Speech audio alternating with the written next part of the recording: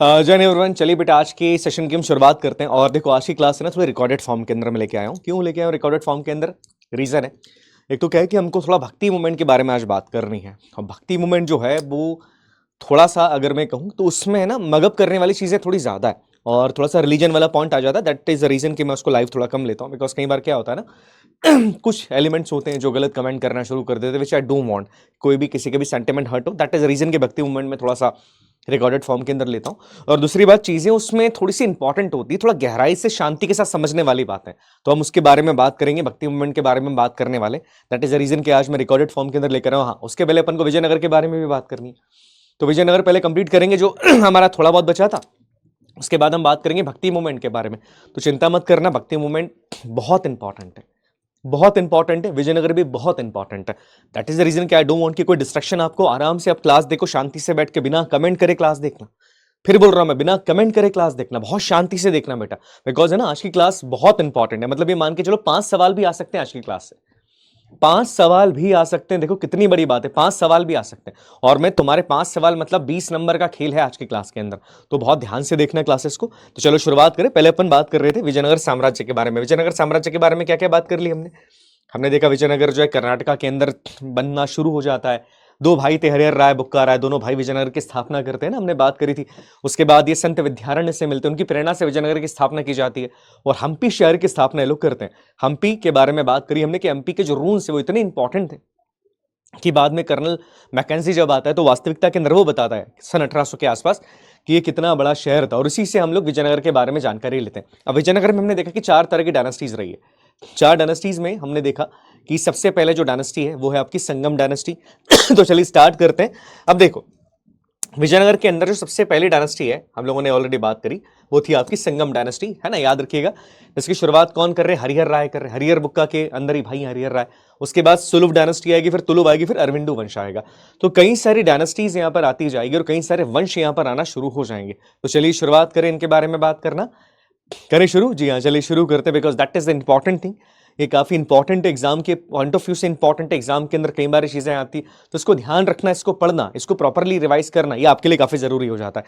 अब सबसे पहले अगर हम बात करें तो देखो, देखो क्लियरली बोलूं, कुछ राजा बहुत इंपॉर्टेंट है। और विजयनगर पूरी डायनेस्टी में केवल 2 राजाओं के बारे में ध्यान रखना, बाकी केवल मैं तुम्हारे नॉलेज के लिए बता रहा हूं। इनको थोड़ा बहुत दिमाग में रख लोगे तो ठीक है, नहीं भी रखोगे तो कोई दिक्कत नहीं। 2 राजा इंपॉर्टेंट है। एक तो देवराय, जिनके बारे में आगे हम बात करेंगे, और एक हमारे कृष्ण देवराय, है ना, तिलारी रामा वाले। बाकी से सवाल नहीं आते हैं। बट अब देखो, विजयनगर इतना इंपॉर्टेंट है कि यूपीएससी का भरोसा नहीं कर सकते। भाई साहब पूछ लिया तो अपन क्या करेंगे? तो अपन सारे जो इंपॉर्टेंट 2-3 राजा उनके बारे में देखेंगे, क्या थे उनकी अचीवमेंट्स। जैसे पहले राजा हरिहर राय, अभी पहले ही राजा है तो उनके बारे में बात करना जरूरी। हरिहर राय विजयनगर साम्राज्य की स्थापना करते। जैसे हरिहर राय, बुक्का राय दोनों भाई थे। तो हरिहर राय बड़े वाले भैया। अब बड़े वाले भैया को राजा बनाया सबसे पहले, बिकॉज हिंदुइज्म में यही होता है ना कि बड़े भाई को राजा बनाया जाएगा पहले, और आगे से बनाया कि भैया आप राजा बन जाओ। कितनी अच्छी बात है। अब इन्होंने क्या करा सबसे पहले? ये संगम वंश के, याद रखिएगा, तो संगम वंश पहला वंश है यहाँ पर। दूसरी बात, इन्होंने क्या करा, इन्होंने जो मैसूर वाला इलाका है जहां पर होयसला रूलर्स है, इनको इन्होंने डिफीट कर दिया और ये पूरा इलाका जीत लिया। कामपिले वामपिले पूरा जीत लेते। तो याद रखना, इनका जो पहला अचीवमेंट ये था कि उन्होंने विजयनगर साम्राज्य को स्थापित करके थोड़ा बड़ा बनाने की कोशिश करी और बना भी दिया। उसके बाद बुक्का राय जी बैठते हैं। बुक्का कौन है? वो छोटे वाले भैया। इनकी मृत्यु के बाद वो यहाँ पर गद्दी पर बैठेंगे। पर बुक्का राय जी के बारे में इतनी जानकारी अपने को नहीं रखनी है। अब इसके बाद क्या होता है कि एक और राजा है, that is Harihar second. Harihar Raya के बच्चे हैं, बेटे हैं उनके। पहले हरिहर राय राजा बने, फिर बुक्का राय बने, फिर हरिहर राय के बेटे बने। अब इन्होंने क्या करा? इन्होंने गोवा जीता। सबसे इंपॉर्टेंट बात यह है कि इन्होंने बेलगाम, जो कि कर्नाटका के अंदर है, कमांडो ट्रेनिंग स्कूल भी तुम्हारा वहीं पर है, तो बेलगाम और गोवा को इन्होंने जीत लिया था। ये नोट कर लीजिएगा, बहमनी साम्राज्य से इन्होंने बेलगाम और गोवा को जीता। तो ये नोट करिएगा, बहमनी साम्राज्य से जीत लिया इन्होंने। तो जो पहली बार राजा गोवा को जीत रहा है, सवाल अगर इस तरीके से आता है तो वो कौन है? वो है हरिहर राय। इसके बाद ये श्रीलंका के अंदर तक भी जाते हैं, हालांकि जीत नहीं पाए, पर थोड़ा बहुत श्रीलंका इन्होंने जीत लिया। ये भी संगम डायनेस्टी से बिलोंग करते हैं। अब जो राजा है ना, ये थोड़े आपके एग्जाम के पॉइंट ऑफ व्यू से इंपॉर्टेंट है, बिकॉज इनसे सवाल आता है। सवाल कैसे आएगा? बहुत बेसिक सवाल है, बहुत बेसिक सवाल कि इन राजा के टाइम पर कौन सा यात्री भारत के अंदर आया था, ये जो राजा है इनके बारे में कहाँ लिखा हुआ है, इन राजा ने क्या मंदिर बनवा दिया। बस ये चीजें सवाल आए, याद रखना, मंदिर से सवाल ज्यादा आते हैं इसमें। अब ये राजा देवराय प्रथम, देखो देवराय प्रथम के बारे में बात की जाए तो देवराय प्रथम जो है ये हार जाते हैं। बामनीस के एक राजा है फिरोज शाह, उनसे देवराय प्रथम हार जाएंगे। क्लियरली बताऊं, ये हार जाते हैं। पर हारने के बाद क्या है? हारने के बाद एक शर्त रखता है फिरोज शाह कि मुझे आपकी बेटी से निकाह करना है। मुझे आपकी बेटी से शादी करनी है। और देखो ये बहुत बड़ा पत्थर रख के दिल पे अपनी बेटी की शादी करवाते हैं फिरोज शाह से। पर बाद में बताया क्या होता, बाद में ये फिरोज शाह को हरा भी देंगे।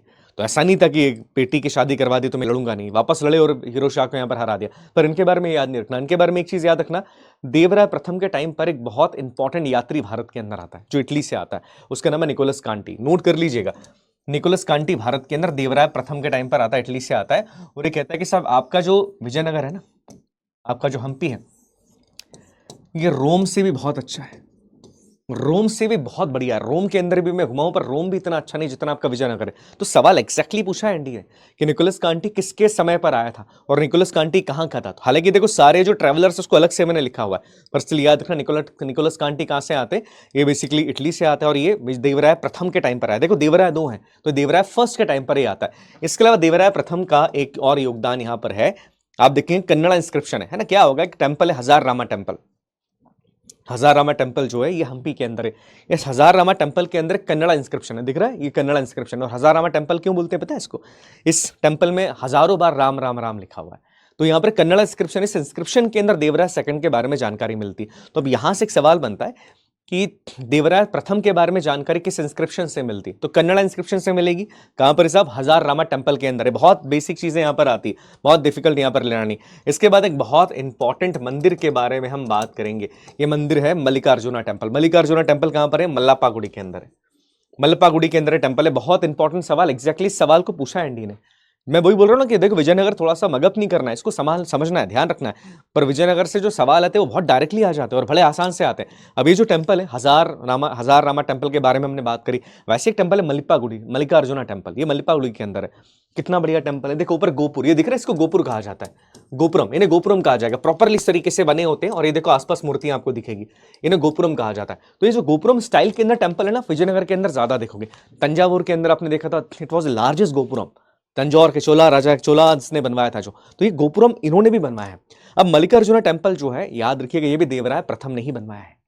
कितनी बड़ी बात है, क्यों मल्लिकार्जुना। अब इससे सवाल पता है एनडी ने क्या पूछा था, कि जो विजयनगर के लोग राजा हैं वो किस भगवान को ज्यादा मानते हैं। अब समझ में आ रहा है अपने को, बाहर नंदी महाराज बैठे, मल्लिकार्जुना किसके बारे में बात कर रहे हैं, मल्लिकार्जुना मतलब महादेव के बारे में बात की जा रही। तो ये छोटा सा सवाल भी याद रखिए, घुमा के पूछ लिया कि विजयनगर के लोग किस भगवान की पूजा ज्यादा करेंगे, तो कौन है, महादेव की पूजा लोग ज्यादा करते हैं। तो ये सारी चीजें देवराय प्रथम के बारे में अपने को याद रखनी है। क्या क्या याद रखना है, नोट करना, तीन बातें याद रखनी देवराय प्रथम के बारे में।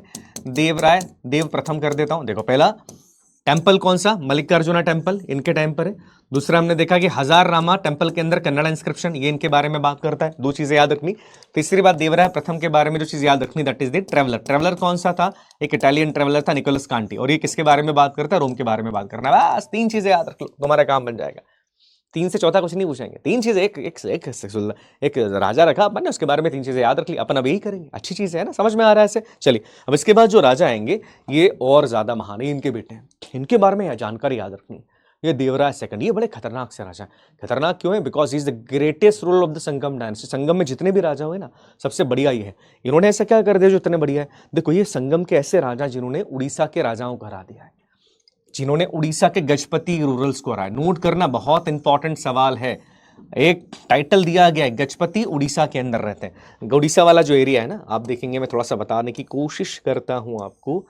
वेयर इज द गजपति, ये देखो, ये उड़ीसा का एरिया, ये दिख रहा है। यहाँ वाला जो एरिया है ना, यहाँ गजपति रहते हैं, गजपति। तो देखो यहां से हराने यहाँ पर गए थे। तो ये पहले राजा विजयनगर के जो गजपति को हराते हैं। गजपति उड़ीसा का, इनको गजपति क्यों कहा जाता है, बिकॉज देखो उड़ीसा में हाथी वाती बहुत है, हाथी वाती बहुत ज्यादा है, इसलिए इनको गजपति कहा जाता था। अब ये पहले राजा हैं जिन्होंने गजपति को हरा दिया, क्योंकि गजपति को हराना बहुत मुश्किल है, हाथी बहुत है उनके पास, लार्ज अमाउंट ऑफ एलिफेंट्स। और जिसके पास हाथी उसको हराना ऑलरेडी बहुत मुश्किल होता है। पर भाई साहब हाथियों की कमी इनके पास भी नहीं, इनके पास भी हाथियों की कमी है क्या, नहीं, इनके पास भी हाथियों की कमी नहीं है। ये भी कन्नड़ा से बिलोंग करते हैं, तो सब हाथियों की कमी इनके पास भी यहाँ पर नहीं थी। और ये हराएंगे गजपति रूरल्स उड़ीसा के, इसलिए इनका एक टाइटल एग्जाम में पूछा जाता है, ये गजबेटी का। ये नोट करना बहुत इंपॉर्टेंट है। इनको एक टाइटल दिया है गजबेटी का। गजबेटी का मतलब क्या होता है, एलिफेंट हंटर। अब एलिफेंट हंटर का मतलब ये नहीं कि हाथी मारते थे, एलिफेंट हंटर का मतलब यहां पर क्लियरली ये है कि साहब इन्होंने उड़ीसा के गजपति को हरा दिया। तो सवाल एग्जैक्टली पूछा जाएगा, गजबेटिका का या गजबेटिका राइट टाइटल किसने अडॉप्ट किया, तो ये देवराय सेकंड ने इस टाइटल को अडॉप्ट किया है। आई बात समझ में।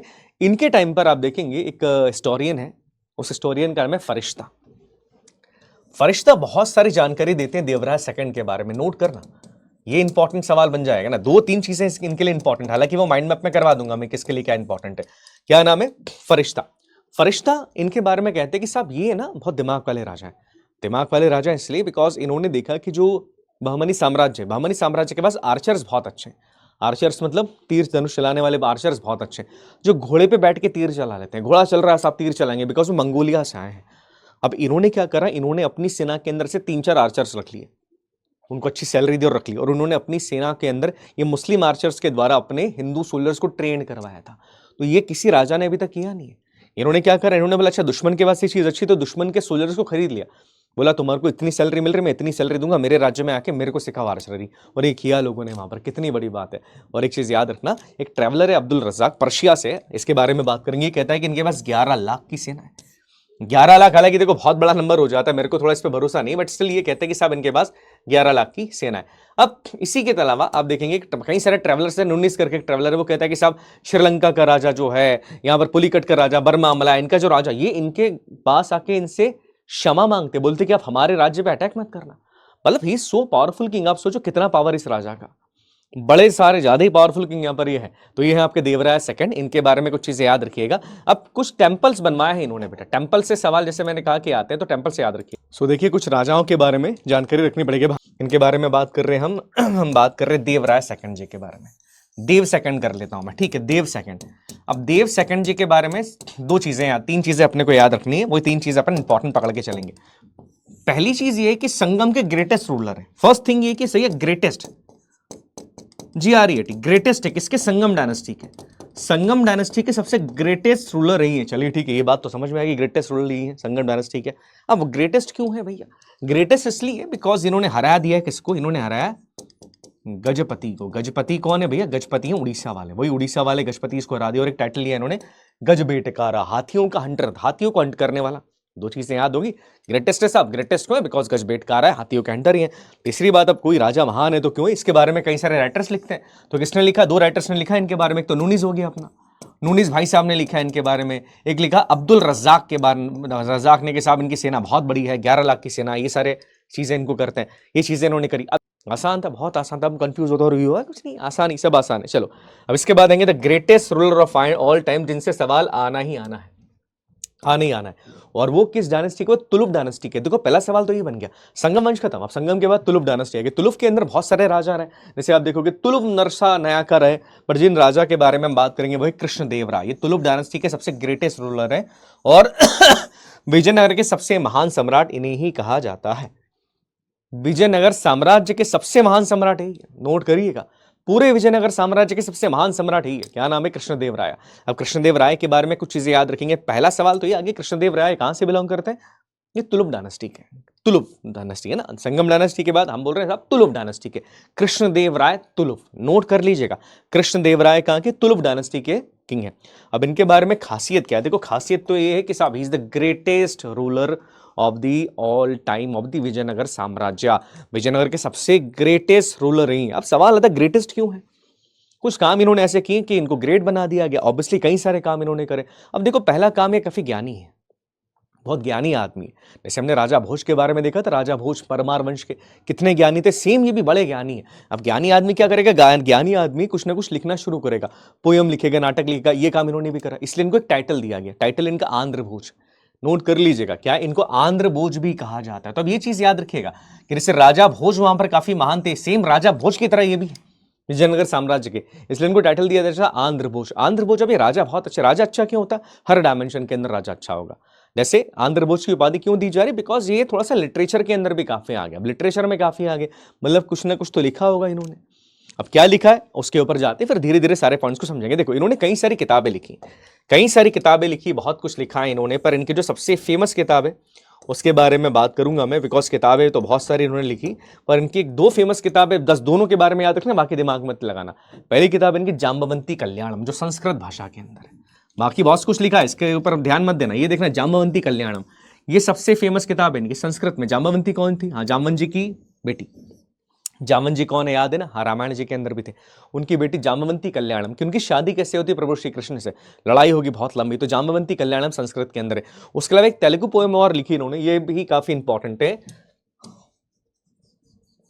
अमुकत्य मलिदा। वैसे दो चीजें याद रखिएगा, बाकी नहीं याद रखोगे तो भी कोई दिक्कत नहीं है। तो देखो, लिटरेचर के मामले में फेमस हो गए, लिटरेचर के मामले में फेमस कैसे हो गए? दो किताबें लिख दी, एक है जामवंती कल्याणम, वो संस्कृत में लिखी, एक तेलुगु के अंदर लिखी साहब, अमुत्य कलिदा, बिकॉज तेलुगु है, तेलुगु वहां के हैं तो बिल्कुल उसके बारे में बात करेंगे। तो ये दो चीज, माफ कीजिएगा, कन्नड़ा के अंदर लिख दिए, तेलुगु में लिखी, कन्नड़ा में लिखी। अभी दो चीजें आपको याद रखना पड़ेगी। तीसरी बात, अब ये महान क्यों है? बिकॉज सीधी बात, इन्होंने कई सारे वॉर लड़े होंगे। हाँ भैया, वॉर लड़े हैं, राजा, राजा महान क्यों माना जाता है? एक तो दिमाग वाला है, दिमाग वाला इसलिए आंध्र बोस का टाइटल यहां पर दे दिया गया। दूसरी बात, इन्होंने कई सारे वॉर लड़े। वॉर लड़े तो भैया कितने वॉर लड़े? सारे वॉर याद रखने के नहीं, सारे वॉर याद नहीं रखने, पर कई सारे वॉर लड़ेंगे। जैसे एग्जांपल की बात करें, ये गजपति इसको हराएंगे वापस, जी हाँ, गजपति को फिर हराएंगे। राजा है गजपति के प्रताप रुद्रदेव, प्रताप रुद्र को हराएंगे गजपति इसके। उसके अलावा आप देखोगे कि ये जो छोटे छोटे जो बहमनी साम्राज्य ना, वो बहुत छोटे छोटे एरियाज में डिवाइड हो जाएगा। जैसे अहमदनगर, गोलाकुंडा, बीदर, छोटे छोटे डायनेस्टीज में डिवाइड होगा, तो हर को सबको हराएंगे।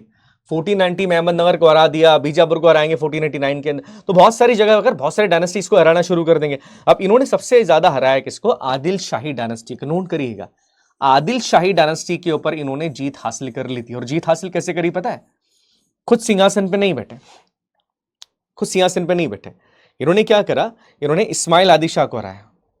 एक राजा यहाँ के आदिल शाही डायनेस्टी के इस्माइल आदिल शाह को हराया, और यहाँ पर एक लड़के को बिठा दिया जो कि बहमनी साम्राज्य का था, जिसका नाम था मोहम्मद शाह सेकंड। इसको गद्दी पे बिठा दिया। मतलब सोचो, किसी दूसरे के लिए एक राज्य जीता है इन्होंने, किसी दूसरे के लिए राज्य जीता है इन्होंने। ऐसा करने वाले पहले राजा है कि किसी दूसरे के लिए राज्य जीत रहे, अपने लिए राज्य नहीं जीत रहे, किसी दूसरे राजा के लिए बोलते चल मैं तेरे को राज्य जिताता हूं। दैट्स वाई ये महान है। अब ये महान राजा है तो कई सारे टाइटल्स भी लिए इन्होंने।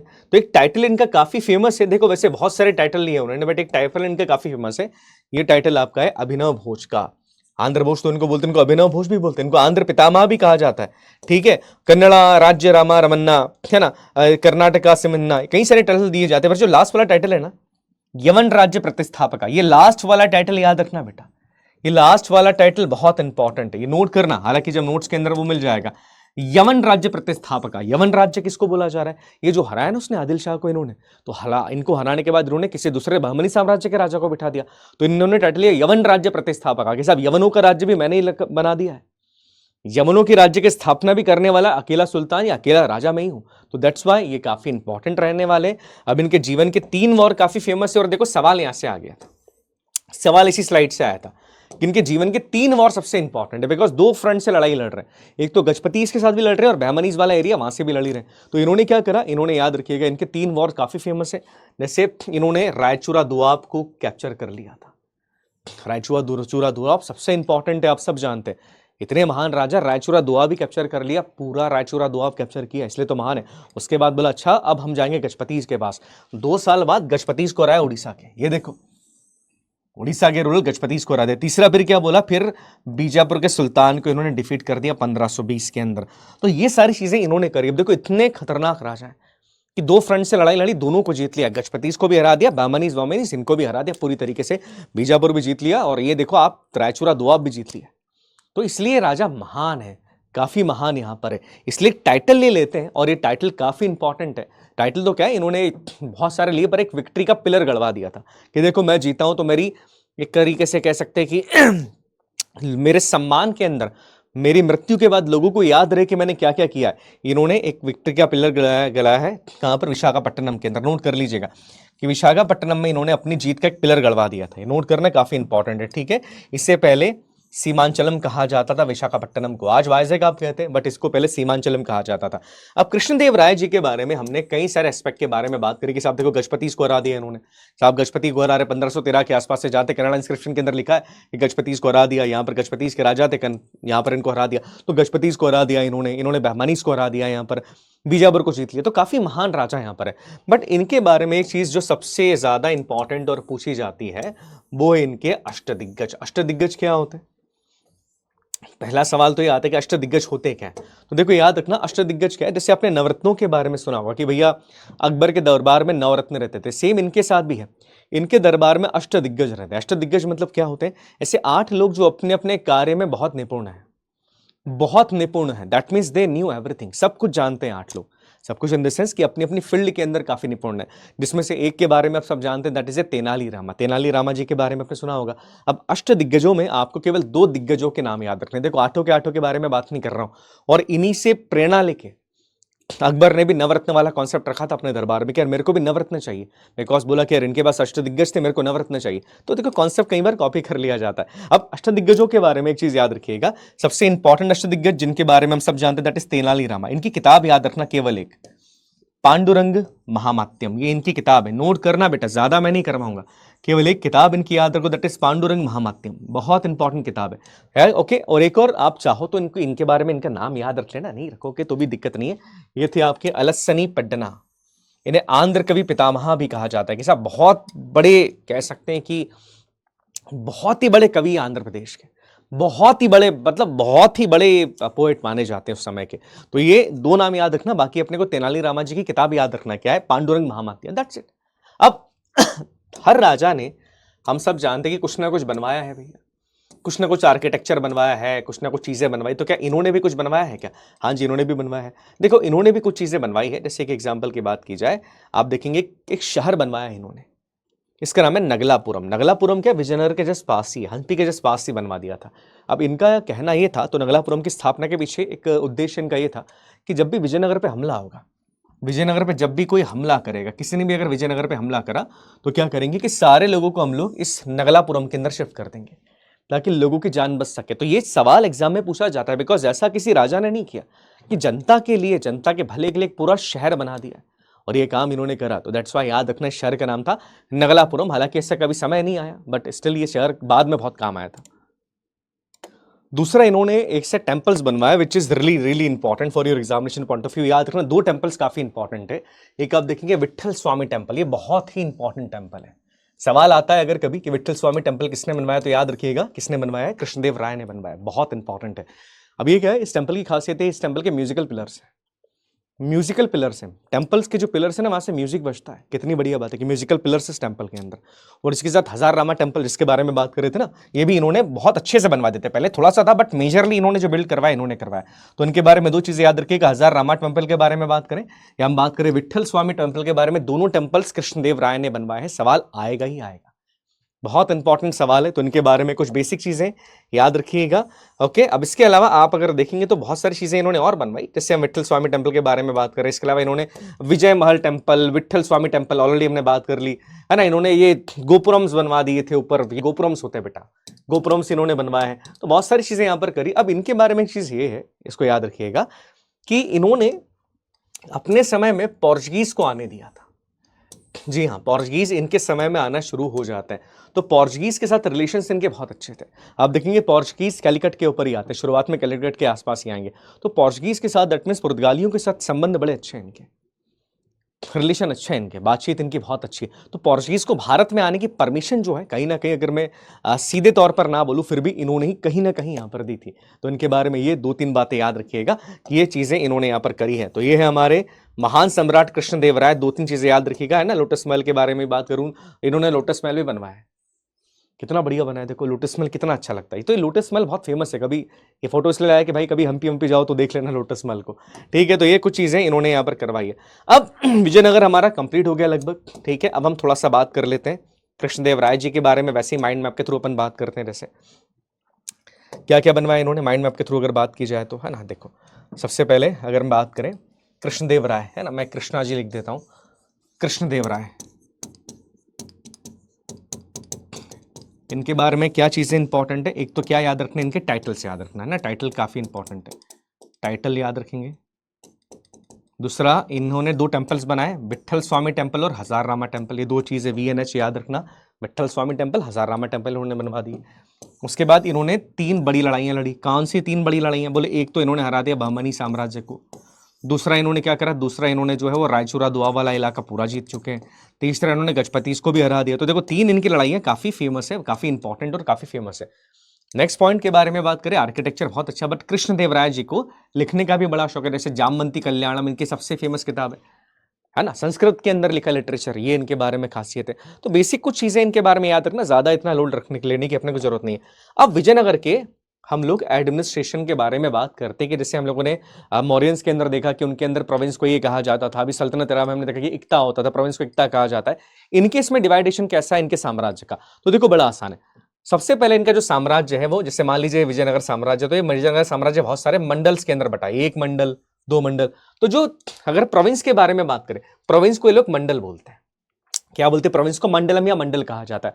और मंडलम का हेड होता है मंडलेश्वरा हेड, कहते हैं ना महामंडलेश्वर, मंडलेश्वर, मंडल का मतलब प्रोविंस का हेड है मंडलेश्वरा। उसके बाद डिस्ट्रिक्ट को कहा जाएगा नाडूस। डिस्ट्रिक्ट से छोटी सब डिस्ट्रिक्ट या सिटीज को बोल दिया जाता है स्थानास, और गांव को बोल दिया जाएगा ग्राम। दैट्स इट, इतना सबको याद रखना है कि इनके इसमें प्रोविंस को कहा जाएगा मंडलम्स। मंडलम से छोटे हैं नाडूस, नाडूस से छोटे स्थलस, और सबसे छोटे आ जाएगा ग्राम। ग्राम का अध्यक्ष कौन है? ग्रामणी, जिसको अपन बोलते हैं। अब यहां पर क्या होगा कि जो मंडल है ना, जो प्रोविंस, इसका हेड होता है नायक। ये जो महामंडलेश्वर है इसको नायक भी बोलते हैं। नायका सिस्टम सुना है आपने? नायका सिस्टम के बारे में बात करेंगे हम आगे। मंडल का हेड नायका होता है। अब नायका कौन है? बहुत इंपॉर्टेंट सिस्टम है, आगे बात करने वाले। इसके अलावा लैंड टेस्ट को कहा जाता है सिस्ता। और देखो लैंड टैक्स कितना लिया जा रहा है? 1/6, बहुत कम है यहाँ पर, 1/6 लिया जाता है। वही मौर्य साम्राज्य वाला कि जो टैक्स है 1/6 ही यहाँ पर है। इसके अलावा अगर विजयनगर के बारे में बात करें तो देखो कॉइन्स भी चलते हैं यहाँ पर। जैसे गोल्ड के कॉइन को ये पैगोडा बोलते हैं, वराहा या पैगोडा। तो जो करेंसी चल रही है दैट इज पैगोडा। देखो गोल्ड का कॉइन है, वराहा, पैगोडा इसको कहा जाता है। सिल्वर कॉइन को कहा जाता है तारा। इतना इंपॉर्टेंट नहीं, याद मत रखना, ये भी याद मत रखना, कोई मतलब नहीं, केवल ये याद रखना गोल्ड कॉइन को वराहा या पैगोडा कहा जाता है। दैट्स इट, बाकी याद रखने की जरूरत नहीं। लिखा है पर तुम्हारे नोट्स के लिए, याद रखना नहीं याद रखना कोई दिक्कत नहीं। केवल गोल्ड की कॉइन को वराहा यहाँ पर कहा जाता है, तो ये बस ये छोटी सी बात आपको याद रखना है। इसके अलावा आप देखेंगे जैसे नायका सिस्टम के बारे में बात कर रहा था, इसको नयकारा सिस्टम भी कहते हैं। देखो एकता के जैसे ही हमने एकता प्रथा पढ़ी थी। एकता में क्या कि भैया सर्विस के बदले जमीन दे दी जाती, तो यहाँ पर भी विजयनगर में भी यही हो रहा है कि उनकी सर्विस के बदले, जो बड़े बड़े नोबल्स हैं उनकी सर्विस के बदले वो क्या करते हैं? जमीन देते हैं। और इस जमीन को क्या कहते हैं? इस जमीन को जो कहा जा रहा है वो है आपका नयकारा। ये नोट कर लीजिएगा ना, जो जमीन इनको दी जाती है उसको एकता नहीं बोल रहे। जैसे मान लो ये एक नायका सिस्टम के अंदर बेसिकली देखो सेम एकता जैसे ही नाम चेंज हो गया कि किसी की सर्विस के बदले उसको जमीन दे दी। अब जमीन का नाम वहां पर एकता नहीं, यहां पर जमीन को कहा जाएगा ओमारम। क्या कहा जाएगा? इसको ओमारम, अमारम भी कहा जाता है। अमारम एकता जैसी, लैंड को एकता कहा जाता था सल्तनत एरा में, यहां पर अमरम कहा जाता है। और लैंड के ओनर को यहां पर क्या बोल दिया जाता है? इन्हें कहा जाएगा नायका। के साथ जो नोबल है उसको नायका बोल दे कि नायका उस सिस्टम को संभालेगा। नायका की जिम्मेदारी को जमीन को संभालना, आर्मी मेंटेन करना, टैक्स कलेक्ट करना, सेम चीजें यहां पर है। और नायका को पोलीगर्स भी कहा जाता था। तो देखो बहुत डिफरेंस यहां पर नहीं है। नायका सिस्टम जो है या नायकारा सिस्टम जो है वो सेम अपना एकता प्रथा जैसे, इसमें कोई डिफरेंस यहां पर नहीं होता था। बाद में नायका से इतने पावरफुल हो जाएंगे साहब कि अपना अपना एरियाज बनाना शुरू कर देंगे, जैसे पहले होता था सेम चीज यहां पर भी होगी। तो ये चीजें कुछ याद रखिएगा विजयनगर साम्राज्य के बारे में। इसके अलावा अगर मैं बात करूं तो एक चीज काफी इंपॉर्टेंट है, दैट इज नोट कर लीजिएगा, काफी इंपॉर्टेंट है। ये है आपका विजयनगर के जितने भी महान सम्राट हैं वो किसे अपना भगवान मानते हैं या किस भगवान की ज्यादा पूजा करते हैं? तो याद रखिएगा भगवान विरूपाक्ष। विरूपाक्ष के बारे में बात करें, भगवान महादेव के बारे में बात कर रहे हैं। ये चीज याद रखना, सवाल एग्जैक्टली एनडी ने पूछा कि विजयनगर के जितने भी राजा वो कहते हैं कि साहब वी आर दी हिंदू स्तुत्रना, मतलब हम हिंदुओं के सबसे बड़े महाराज के पुजारी हैं। और वो कौन है? महादेव के पुजारी। तो अपने आप को महादेव से ज्यादा करीबी ये लोग मानते हैं, है ना। तो ये चीज याद रखना विजयनगर के बारे में, बिकॉज ये सवाल एग्जाम के अंदर आया बेटा, तो एग्जाम के अंदर आया तो अपने को करना ही पड़ेगा एक आध बार। ओके, तो कुछ बेसिक चीजें याद रखिएगा। इसके अलावा दो आर्किटेक्चर में और बता दो, जैसे एक मंदिर है विरूपाक्ष टेम्पल, ये बहुत इंपॉर्टेंट टेम्पल है। विरूपाक्ष टेम्पल कहाँ पर है? ये हम्पी के अंदर है। आप देखेंगे बहुत इंपॉर्टेंट टेम्पल है, महादेव को डेडिकेटेड है। और ये बनवाया देवराज सेकंड ने। तो सवाल कभी आ गया ना विरूपाक्ष टेम्पल किसने बनवाया? तो देवराज सेकंड ने बनवाया। तो देखो टेम्पल्स को लेकर कंफ्यूज मत होना, टेम्पल से सवाल आने के चांसेस यहाँ पर थोड़े से ज्यादा हो जाते हैं। अब last but not the least, which is according to me काफी इंपॉर्टेंट यहाँ पर है, ये है ट्रेवलर्स। ये स्लाइड, अब जितनी भी स्लाइड बता रहा हूं यहां से एक सवाल आना ही है, एक सवाल आना ही है। इसके बाद जितनी भी स्लाइड्स में बताऊंगा एक सवाल बनेगा ही बनेगा, याद रखिएगा। ट्रेवलर्स के बारे में, कौन सा ट्रेवलर किसके समय पर यहां पर आया था, नोट करना, सबको बारे में पढ़ना पड़ेगा। जैसे एग्जांपल की बात करें, अबू अब्दुल्ला या इब्न बतूता। इब्न बतूता भी आया है बेटा, जी हाँ। जैसे किताब ना रहला इब्न बतूता बगल में जो था, जी हाँ, ये भी विजयनगर में आया है। और ये किसके टाइम पर आया था? हरिहर प्रथम के टाइम पे आया था। सोचिए, इब्न बतूता भाई साहब यहाँ पर भी आ गए थे, जी हाँ, दिल्ली सल्तनत से भाग के इधर आ गए थे। उसके बाद अगर हम बात करें निकोलस कांटी, ये पूछा जा चुका है प्रीवियस ईयर में। निकोलस कांटी इटली का यात्री है और ये देवराज सेकंड के टाइम पर आया है। नोट करना, देवराज सेकंड के टाइम पर दो इंपॉर्टेंट यात्री आए थे, एक तो निकोलस कांटी, दूसरा अब्दुल रजाक, जिनके बारे में बात करिए। अब्दुल रजाक पर्शियन है और ये भी देवराज सेकंड के टाइम पर आता है। उसके बाद अगर हम बात करें दैट इज निकेतिन। निकेतिन रशियन है और ये विरूपाक्ष राय सेकंड के टाइम पर आए थे, हालांकि not that much important but still याद रखें निकोलस निकेतिन रशिया के यात्री हैं। इसके बाद लुडविग डी वॉर्थेमा, ये इटली के यात्री हैं और ये कृष्णदेव राय के समय पे आए थे। काफी इंपॉर्टेंट कृष्णदेव राय के 3 यात्री एग्जाम में पूछे गए हैं, तीनों यात्रियों के बारे में जानकारी रखना। दूसरा बारबोसा और डोमिंगो पायस, दोनों का नाम याद रखना, दोनों पोर्चुगीज हैं, है ना, दोनों पोर्चुगीज हैं और ये दोनों भी कृष्णदेव राय जी के टाइम पर ही आते हैं। उसके बाद नुनिस, नुनिस जी आए हैं यहाँ पर किसके टाइम पे, पुर्तगाल के हैं और ये अच्युत देव राय जी के समय पर आए हैं। क्या नाम है इनका, नुनिस। नुनिस जो है वो अच्युत देव राय जी के टाइम पर आए और ये भी पुर्तगाली हैं, नोट करना, ये भी पुर्तगाली है, कहीं और का नहीं है, ठीक है। तो ये चीज याद रखना। मार्को पोलो भी था यात्री पर, वो किसके टाइम पर आया इसके बारे में जानकारी नहीं है। अब कुछ इंपॉर्टेंट चीजें बताऊं मैं इन यात्रियों के बारे में, है ना, थोड़ा डिटेल में जाना पड़ेगा यार, मतलब आई न्यू कि सर थोड़ा हेक्टिक हो रहा है इतनी डिटेल में, पर जाना पड़ेगा, हम कुछ कर नहीं सकते। जैसे एग्जाम्पल की बात करें, इब्न बतूता मोरक्को का यात्री, वो जब आता है यहाँ पर तो ये बहुत अच्छी बात करता है। इब्न बतूता कहता है विजयनगर के बारे में कि साहब जो capital is a well fortified and wealthy city, कि साहब ये जो कैपिटल है विजयनगर की, ये बहुत फोर्टिफाइड है, एक तो आसपास से प्रॉपरली दीवारों से, और बहुत वेल्दी, बहुत पैसा इनके पास है। वैसे ही आप देखो देवराय प्रथम के टाइम पर ये भाई साहब जो आए हैं निकोलस कांटी इटली के, ये भी विजयनगर की वेल्थ के बारे में बात करते हैं। जितने भी यात्री है मोरली विजयनगर की वेल्थ के बारे में बात करेंगे। अब एक यात्री यहाँ पर जो है डोमिंगो पायस, कृष्णदेव राय के टाइम पर आता है। कृष्णदेव राय के बारे में बहुत सारी जानकारी देता है ना, कृष्णदेव राय के चेहरे के बारे में बात करेंगे, बहुत सारी जानकारी कृष्णदेव राय के बारे में इसने दी है। अब ये एक बात कहता है, यहाँ पर एक फेस्टिवल के बारे में बात कर गई है आपका महानवमी फेस्टिवल, नवरात्रि। जी हाँ, इसने नवरात्रि के बारे में बात करी है, कितनी बड़ी बात है। ये कहता है कि साहब बहुत बड़ा फेस्टिवल विजयनगर में मनाया जाता है, सोचो विजयनगर के अंदर भी नवरात्रि मनाई जा रही। वैसे आप देखेंगे नुनिस भाई साहब जो कि अच्युत देव राय के समय पर आए हैं, नोट कीजिएगा, और ये बताता है कि साहब एम्पायर विजयनगर का धीरे धीरे अब कैसा हो रहा है, थोड़ा सा डिक्लाइन हो रहा है। ये सती प्रथा के बारे में भी बात करता है कि साहब सती भी यहाँ पर है, तो देखो सती प्रथा, डिक्लाइन, इन सब के बारे में बात करने वाला व्यक्ति यहाँ पर ही है। तो ये कुछ बेसिक चीजें याद रखिएगा, ठीक है। अब नेक्स्ट पॉइंट के बारे में बात करें, अगर हम अगले सवाल के बारे में, तो देखो ये यात्रियों के बारे में जानकारी, इसको नोट कर लेना, काफी इंपॉर्टेंट, ठीक है। कौन कहाँ का आया था ऑलरेडी मैं बता चुका हूँ। अब विजयनगर साम्राज्य का अंत कैसे होता है, इतना बड़ा साम्राज्य का अंत कैसे हो गया, तो देखो अंत इसका एक बैटल से होता है।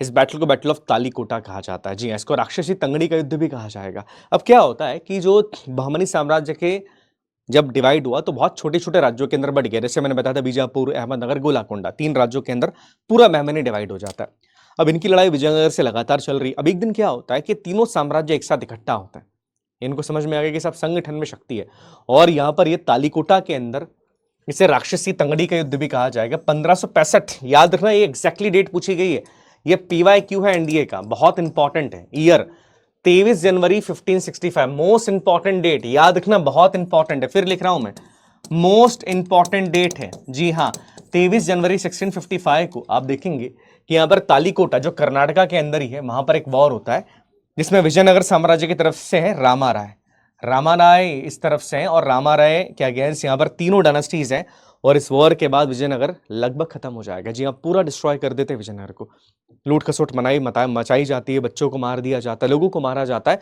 और इस वॉर के बाद विजयनगर साम्राज्य पूरी तरीके से खत्म हो जाता है। तो ये छोटी सी बात याद रखिएगा, और ये रामा राय अरविंदू वंश के, जिस वंश के अरविंदू, तो ये चीज याद रखिएगा कि विजयनगर यहाँ पर खत्म हो जाता है, और इस तरीके से विजयनगर साम्राज्य का अंत हुआ। तो देखो बड़ी मुश्किल से बना था साम्राज्य, पर अंत कितनी जल्दी हो गया। अब जैसे मैंने बताया बारबोसा, डोमिंगो पायस, ये जो लोग हैं ये विजयनगर को कहते हैं कि साहब ये जो विजयनगर क्या है, हम्पी, ये रोम से भी बेहतरीन है, रोम से कंपेयर करा इन्होंने विजयनगर के अंदर। तो ये कुछ बेसिक चीजें याद रखिएगा, कई सारे इंपॉर्टेंट पॉइंट्स से आप चाहो तो नोट कर सकते हो, अदरवाइज देखो जो मैं बता रहा हूँ ना केवल वो याद रखिएगा। तो this is all about the Vijayanagara. ये उन यात्रियों के बारे में और डिटेल से अगर किसी को जानना हो तो देख लेना, हालांकि देखो इतना डिटेल में जाना नहीं है, बट स्टिल मैंने बता दिया तुमको, ठीक है। तुमको अगर देखना हो तो फिर यहाँ पर देख सकते हैं, जैसे ये जो है पायस साहब, इनके बारे में देख लेना, बिकॉज ये कृष्णदेव राय के बारे में जानते हैं, है ना, बिकॉज ये कृष्णदेव राय के बारे में बोलते हैं कि सबसे मोस्ट लर्न किंग है, सबसे ज्यादा पढ़े लिखे किंग है ये, हाँ जी। और यहाँ पर ये देवदासी प्रथा के बारे में भी बात करते हैं कि मंदिर के अंदर जो बच्ची अपने आप को दान कर देते कि साहब हम मंदिर के अंदर ही रहेंगे, उसके बारे में भी ये बात करते हैं। पर याद रखना डोमिंगो पायस ये विजयनगर के बारे में कहते हैं, कृष्णदेव राय बहुत पढ़े लिखे व्यक्ति, बहुत ही ज्यादा पढ़े लिखे, ठीक है, तो चीज़ याद रखिएगा। ओके, तो एक पॉइंट याद रखना है, काफ़ी इंपॉर्टेंट है। इसके बाद नुनिस भाई साहब है, ये भी आए, पुर्तगाल के ही हैं, और ये भी कहते हैं, ये भी अच्युत देवराय के समय पर आए, और ये भी कहते हैं साहब की एक बहुत बड़े ग्रेट फेस्टिवल महानवमी के बारे में, महानवरात्रि के बारे में इन्होंने बात करी। ये बड़ा ग्रेट फीस्ट होता है, लोग खाते पीते हैं। तो देखो, विजयनगर में ट्रेवलर्स के बारे में सवाल थोड़े से ज़्यादा आ जाते हैं, तो ये कुछ बातें याद रखिएगा विजयनगर के बारे में। और चलिए अब हम स्टार्ट करते हैं हमारा भक्ति movement, which is very important, और इसमें थोड़ा रिलीजन वाला पॉइंट है, तो थोड़ा ध्यान से सुनिएगा इसको। चलिए अब बात करने वाले भक्ति मूवमेंट के बारे में। देखो, भक्ति मूवमेंट वास्तविकता के अंदर है क्या? अब सवाल आता है कि भक्ति का मतलब है क्या? देखो, भक्ति जो है वो भज शब्द से निकला है, भगवान का भजन करना। भज एक, क्लियरली अगर बात की जाए, भज एक संस्कृत शब्द है और यहां से भक्ति शब्द निकला है। भक्ति का मतलब होता है डिवोशन। भक्ति का मतलब क्या है? डिवोशन। की भैया प्रभु के प्रति हमारा डिवोशन है, हम हमारे लिए केवल हमारे प्रभु हैं और हमारे लिए और कोई जीवन में मायने नहीं रखता है, डिवोशन। अब भक्ति मूवमेंट की बहुत सारी खासियत है। जैसे एग्जाम्पल की बात करें, मूवमेंट जो है, ये मूवमेंट के अंदर आप देखेंगे इसमें जाति पाति नहीं देखी जा रही। यहाँ पर भक्ति मूवमेंट में भगवान के लिए रिचुअल्स के बारे में बात नहीं कर रहे, क्या भगवान के लिए यज्ञ कर रहे हैं, हवन कर रहे हैं। इस मूवमेंट के अंदर आप देखेंगे भगवान का केवल भजन किया जा रहा है सच्चे मन से। इस पूरे मूवमेंट की खासियत है कि इस मूवमेंट में क्लियरली बता दिया गया कि जाति पाति कुछ नहीं होती, सारे लोग बराबर है। इस मूवमेंट में भगवान के भजन का अधिकार सबको दिया गया कि भगवान का भजन आप कीजिए। भगवान को अगर पाना है तो आपका किसी विशेष जाति का होना जरूरी नहीं होता है, भगवान ने सबको एक जैसा बनाया। और इस पूरे मूवमेंट में जाति प्रथा को चैलेंज किया जाता है, इसलिए भक्ति मूवमेंट काफी फेमस है। अब एक सवाल यहां पर और बनता है कि भक्ति मूवमेंट की शुरुआत किस समय से होती है और ये कैसे स्टार्ट हुआ, कैसे हुआ, क्या हुआ, कहां से स्टार्ट होता है, साउथ से हुआ, नॉर्थ से हुआ, कहां से स्टार्ट हुआ। चलिए इसके बारे में बात करते हैं। अब देखिए, भक्ति मूवमेंट के बारे में कुछ बेसिक चीजें अगर मैं क्लियरली बताऊं तो सवाल पहला ही आता है कि भक्ति मूवमेंट की शुरुआत हुई क्या, मूवमेंट शुरू कैसे हुआ, क्यों शुरुआत हुई। बिकॉज हर चीज के शुरू होने के पीछे कुछ रीजंस होते हैं। अगर मान लीजिए कि आपने एनडी की शुरुआत करी, एनडी आपने पढ़ाई शुरू करी, तो पढ़ाई शुरू करने के पीछे कोई रीजन होगा ना कि I want to join the arm forces या जो भी चीजें। वैसे ही भक्ति मूवमेंट के पीछे की शुरुआत हुई, रीजन क्या भक्ति मूवमेंट के शुरू होने के। तो देखिए, सबसे पहली चीज ये था कि जो हिंदुइज्म के अंदर कॉम्प्लेक्सिटी है, जैसा कि मैंने बताया कि जो जातिवाद है, जातिवाद को चैलेंज करने के लिए यह मूवमेंट शुरू किया गया। बिकॉज जो दूसरी जातियां हैं वो इतनी दब चुकी कि वो कहते कि क्या भगवान ने हमको अलग माना हुआ है, क्या केवल भगवान की पूजा अर्चना करने का अधिकार केवल एक विशेष जाति के व्यक्ति को है। बोले ऐसा नहीं हो सकता, भगवान तो कहता है कि मेरे लिए सब बराबर है। तो फिर इस मूवमेंट की शुरुआत यहाँ पर की जाती है। दूसरी बात, जो जाति प्रथा, ऑलरेडी हम लोगों ने बात कर ली कि जो जाति प्रथा देश में है, अनटचेबिलिटी है यहाँ पर, इनइक्वालिटीज सोसाइटी के अंदर, उसके कारण भी यहाँ पर भक्ति मूवमेंट की शुरुआत की जाती है। तीसरी बात, भक्ति के अंदर केवल भगवान की भक्ति की जा रही, सेक्रीफाइस को बिल्कुल ही नकार दिया गया है। बोले भगवान की भक्ति करो, कोई सेक्रीफाइस यहाँ पर नहीं करना। तीसरी बात यह थी कि जब भारत में सल्तनत इलाके की शुरुआत हुई तो भारत में इस्लाम का प्रचार होना धीरे धीरे शुरू हो जाता है। और इस्लाम का प्रचार जब शुरू होता है तो एक नई लहर की जरूरत पड़ी हिंदुइज्म के लिए। दैट इज द रीजन कि यहाँ पर भक्ति मूवमेंट की शुरुआत की जाती है। अब भक्ति मूवमेंट के फीचर्स भी देख लीजिए, मैं थोड़ा जल्दी करवा रहा हूँ बिकॉज ये इंपॉर्टेंट है ना, तो थोड़ा ध्यान से देखिएगा। भक्ति मूवमेंट के फीचर्स के बारे में बात की जाए, देखिए भक्ति मूवमेंट में हालांकि बहुत सारी चीजों के बारे में बात की गई, पर एक ही भगवान को ज्यादा माना जा रहा है। केवल भगवान एक ही, राम जी, कृष्ण जी, आप उनके कई सारे स्वरूपों के बारे में बात कर सकते हैं, पर भगवान एक ही होता है, अलग अलग नहीं है। और इसमें क्लियरली बात की जा रही है कि देखिए, अब हमको केवल सॉल्वेशन चाहिए, मतलब परम आनंद चाहिए, कि जो जीवन का और मृत्यु का चक्र है, लाइफ एंड डेथ का सर्कल, इससे निकल के हमको केवल परम आनंद चाहिए। हम डीप डिवोशन के बारे में यहाँ पर बात की जाती है।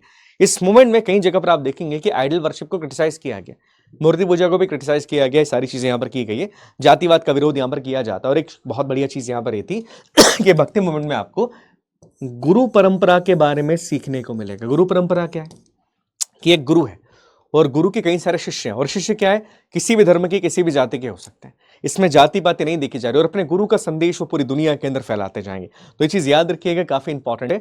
और भक्ति मूवमेंट के अंदर यूनिवर्सल ब्रदरहुड की, हम सब भाई बहन है, दुनिया में जातिवाद कुछ नहीं होता, हिंदू मुस्लिम कुछ नहीं है, हम सब एक ही हैं, इसके बारे में भी बात की गई। जी हाँ, भक्ति मूवमेंट में आप देखेंगे हिंदू मुस्लिम एकता के ऊपर भी जोर दिया जा रहा है कि आप अपने आप को अलग मत मानो, हम सब एक ही, हम सब अलग अलग नहीं, we all are same, we all are equal. इसके बारे में भक्ति मूवमेंट के अंदर बात की गई।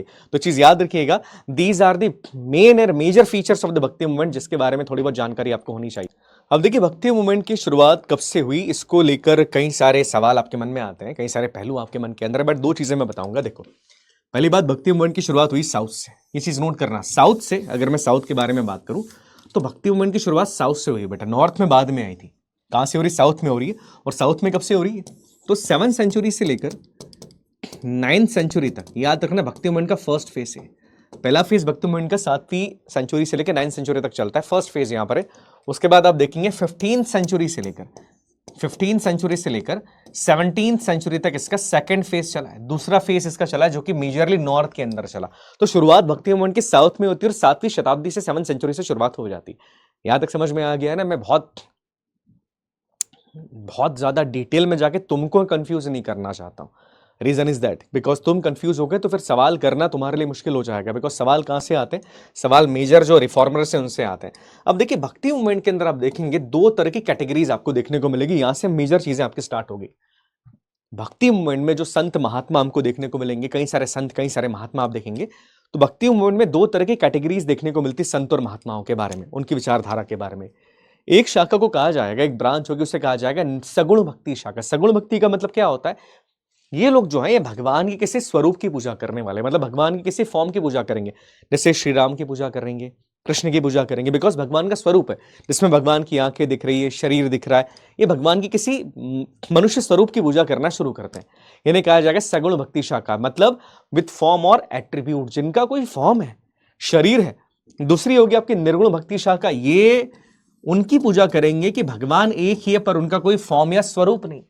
जैसे हम बात करें गुरु नानक देव जी की, वो कहते हैं कि भगवान तो है पर उनका स्वरूप नहीं। बोले भगवान जरूर है पर उनका स्वरूप ये नहीं है। तो भगवान की किसी स्वरूप की यहां पर पूजा नहीं की जा रही, यहां पर भगवान की पूजा की जा रही जो दिखता नहीं है, जो हर जगह पर है, जो हर जगह प्रेजेंट है, जिनका कोई एक स्वरूप हो नहीं सकता। तो याद रखना 2 मेन कैटेगरीज के बारे में यहां पर बात की जाएगी। अब सगुण भक्ति शाखा, निर्गुण भक्ति शाखा सुना होगा आपने। अब सगुण भक्ति शाखा जो प्रमुख संत है आप देखेंगे वो कौन है?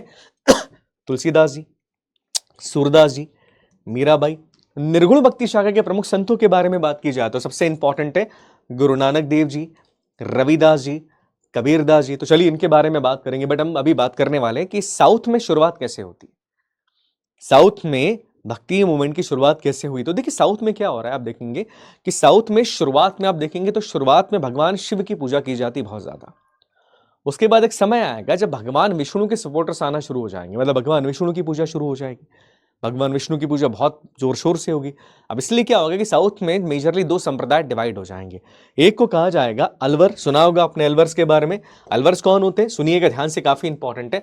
अलवर जो है ये चीजें 6th सेंचुरी में ही शुरू हो जाती है कि 2 संप्रदाय में डिवाइड होना शुरू हो जाएगा। एक है अलवर। अलवर कौन है? ये भगवान विष्णु के डिवोटीज है, ये भगवान विष्णु को मानते और 12 अलवर संत है टोटल, नोट कीजिएगा 12 अलवर संत है। ये भगवान विष्णु के बहुत बड़े डिवोटी हैं। और दूसरे होंगे नैनार्स, नैनार्स से 63, और ये नैनार्स भगवान शिव के बहुत बड़े डिवोटी हैं, बहुत बड़े डिवोटी, जिसमें आप अपार को याद रखिएगा, बहुत इंपॉर्टेंट डिवोटी है। तो साउथ में 6ठी शताब्दी से ये मूवमेंट शुरू हो जाता है और डिवोटीज डिवाइड हो गए। अलवर जो भगवान विष्णु के बहुत बड़े भक्त हैं, 12 संत अलवर्स के अंदर होने वाले, और नैनार जो भगवान शिव के बहुत बड़े भक्त हैं। और यहां पर याद रखना 63 संत है किसके अंदर? नैनार्स के अंदर। अब देखो हम कुछ महिला डिवोटीज के बारे में बात कर ले, जैसे मैंने बात करा था अंदल के बारे में। अंदल याद रखिएगा, अंदल को साउथ की मीरा कहा जाता है। क्यों कहा जाता है? केवल इनके बारे में याद रखिएगा। अंदल जो है इनको साउथ की मीरा कहा जाता है। साउथ की मीरा क्यों बोलते हैं? जैसे मीराबाई भगवान कृष्ण के लिए प्रेम में पागल थी, भगवान श्री कृष्ण की पूजा करती थी। इन्होंने भी सेम चीज करा कि साउथ के अंदर ये मीराबाई की तरह इन्होंने अपना पूरा जीवन भगवान विष्णु के लिए समर्पित कर दिया था। तो सवाल केवल यहां से आएगा, इन दोनों से सवाल आना नहीं आना पॉसिबल नहीं है, मुश्किल है थोड़ा सा, बट अंदल याद रखिएगा, अंदल को साउथ की मीरा कहा जाता है। एग्जैक्टली सवाल एनडीए ने पूछा है कि साउथ की मीरा किसे कहा जाता है? अंदल को कहा जाता है, नोट कर। चलिए अब कुछ संतों के बारे में बात करें, बिकॉज सवाल संतों से ही आने वाले हैं। तो जो पहले संत है याद रखिएगा वो है हमारे आदि शंकराचार्य जी। सबसे इंपॉर्टेंट अगर मैं कहूं आदि शंकराचार्य जी। आदि शंकराचार्य जी कौन है, इनके बारे में क्या जानकारी? देखो याद क्या रखना होता है, क्योंकि संत बहुत सारे हम पढ़ने वाले, कई सारे संतों के बारे में बात करेंगे। आपको याद क्या करना है? देखो याद एग्जैक्टली मगअप नहीं करना होता है, याद ये करना है कि इन्होंने क्या किसी संप्रदाय की स्थापना करी है, इनकी इंपॉर्टेंट किताबें क्या थी, जन्म कहाँ हुआ, मृत्यु, इसके बारे में सवाल नहीं आता कि जन्म यहाँ पर हुआ यहाँ मृत्यु, ऐसे सवाल नहीं आते। सवाल आएगा क्या किसी संप्रदाय की स्थापना करी, किस आइडियोलॉजी को फॉलो करते थे, इनकी थ्योरी क्या थी, किसके बारे में ज्यादा बात करी उन्होंने, किस किताब को इन्होंने लिखा, ये सवाल यहाँ पर ज्यादा पूछा जाएगा। अब आदि शंकराचार्य जी के बारे में कुछ बेसिक चीजें अगर मैं बताऊं, हिंदू धर्म के अंदर अगर किसी को कहा जाता है कि हमारे हिंदू धर्म के सबसे बड़े गुरु कौन है, तो आदि शंकराचार्य जी ही हैं। ये चीज याद रखिएगा। ऐसा मैं क्यों कह रहा हूं? बिकॉज देखिए बता दूं, इनका जन्म केरला के अंदर होता है और इन्होंने आदिवता वेदांता की फिलोसफी को प्रोफाउंड किया था। जो फिलोसफी इन्होंने दी है, इस विचारधारा को इन्होंने प्रमोट किया वो है Advaita Vedanta, that is non dualism. Non dualism क्या होता है? बड़े इंटरेस्टिंग थ्योरी बताता हूं मैं, व्हाट इज नॉन ड्यूलिज्म। ये सवाल पूछा गया कि जब हम बात करते हैं आदि शंकराचार्य के बारे में, तो इन्होंने कौन सी थ्योरी को बढ़ावा दिया, किस थ्योरी के बारे में बात करते, इनकी जो आइडियोलॉजी वो किसके बारे में बात करती।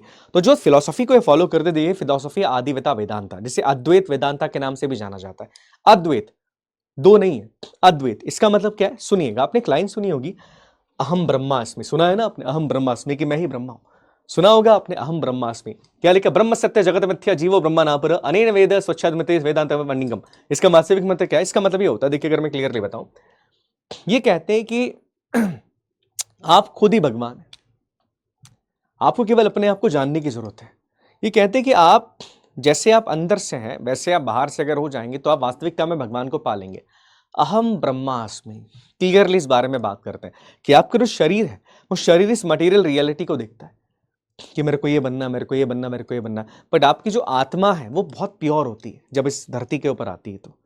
तो वास्तविकता में आप, आपकी आत्मा और आपका शरीर एक ही है, आप अलग अलग यहां पर नहीं हो सकते। तो ये अद्वैत वेदांता के बारे में बात करते हैं कि सब अहम ब्रह्मास्मि, कि अगर आप खुद ही ब्रह्मा है, अगर आप अपने आप को जान लेंगे तो आप ब्रह्म को पालेंगे, आप भगवान को पालेंगे। यहाँ पर आप कहीं और मत जाइए, अपने आप को सुधारने की कोशिश कीजिए, बिकॉज अहम ब्रह्मास्मि इसके बारे में बात करते हैं। अब इसके इनके बारे में एक और चीज अगर मैं क्लियरली बताऊं तो याद रखिएगा, आपने 4 मठों के बारे में सुना होगा। भारतवर्ष में हिंदू धर्म का प्रचार प्रसार के लिए, हिंदू धर्म को स्थापित करने के लिए 4 मठों की स्थापना इन्होंने ही करी थी। तो 4 मठ कहाँ कहाँ पर है, नोट कर लीजिएगा। यहां पर है, आप देखेंगे ज्योतिर्मठ उत्तराखंड के अंदर है, नोट करना। गोवर्धन मठ जगन्नाथपुरी जी उड़ीसा के अंदर है। द्वारका मठ द्वारका जी गुजरात के अंदर है। और उसके बाद श्रीगिरी मठ जो कि कहां पर है, जो कि कर्नाटका के अंदर है। तो ये 4 मठों की स्थापना करने वाले कौन है, आदि गुरु शंकराचार्य जी हैं। तो याद रखिएगा, ये काफी इंपॉर्टेंट है। अब इनके जीवन के बारे में कुछ किताबें अगर मैं क्लियरली बात करूं तो ऐसा एक्जैक्टली कोई किताब यहां पर नहीं थी, पर इनके जीवन के बारे में कई सारी किताबें हैं, कई सारी किताबें इनके जीवन के बारे में। जैसे एग्जाम्पल की, माफ कीजिएगा, 1 मिनट दीजिएगा, क्या दूसरा पॉइंट खुल गया है। 1 मिनट, हाँ जी, हाँ जी, वही कहूँ, हाँ जी। देखो इनके जीवन के बारे में क्या है कि अगर देखो किताबों के बारे में बात करें तो कुछ चीजें याद रखिएगा। जन्म केरला में हो रहा है, मृत्यु उत्तराखंड में, नॉट दैट मच इंपॉर्टेंट। गुरु का नाम याद रखिएगा, गोविंद भगवत पदा, ये इनके गुरु हैं, नोट कर लीजिएगा, गोविंद भगवत पदा जी इनके गुरु हैं। इसके बाद इन्होंने नॉन ड्यूलिज्म, अद्वैत वेदांता की फिलॉसफी को उन्होंने यहां पर जन्म दिया कि भगवान और तुम अलग अलग नहीं हो, God and creator both are same, दोनों एक ही है, भगवान और तुम एक ही हो, हम ब्रह्मास्मि, तुम खुद भगवान हो। अपने आप को जानने की कोशिश यहां पर करो, इसके बारे में बात करी। और एक किताब है जिसका नाम है बृहत शंकरा विजया, ये किताब लिखी है चित्सुखा ने। ये कहा जाता है कि शंकराचार्य जी के जीवन के बारे में पहली किताब है और काफी ऑथेंटिक किताब है। तो कुछ बेसिक चीजें याद रखिए।